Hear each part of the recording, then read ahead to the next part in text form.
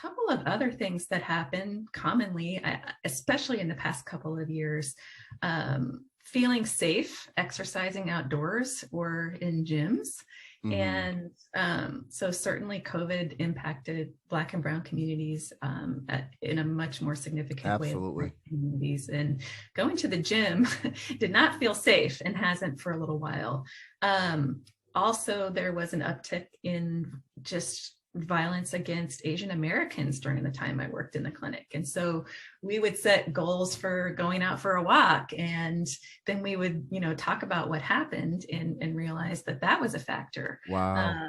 A lot of extra media coverage of Black kids going out for a run and being assaulted or killed in that process. And so just, this idea that you can just go out for a walk or go out for a run, and that's part of your day-to-day free way of being healthy is not always as easy as I think providers come into it thinking. Right. Because they're coming into it thinking of where they're at in life and their situation. Not, it's the grass isn't always greener. They say like, hey, this is where you're at. But this is where a lot of your population that you're serving is where they're coming from. Yeah, Um, absolutely. And I think the stress of that, the persistent stress of not feeling yeah, safe and of living with persistent systemic racism takes its toll on people's health. And blood pressure is a huge factor. And I went through a People's Institute training called Undoing Racism.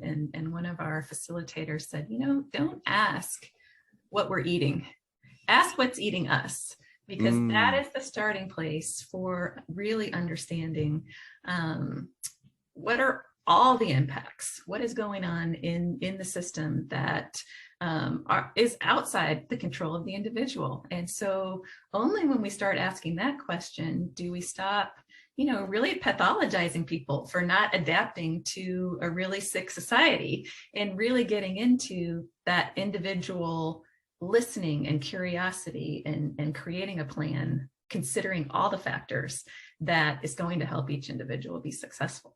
absolutely.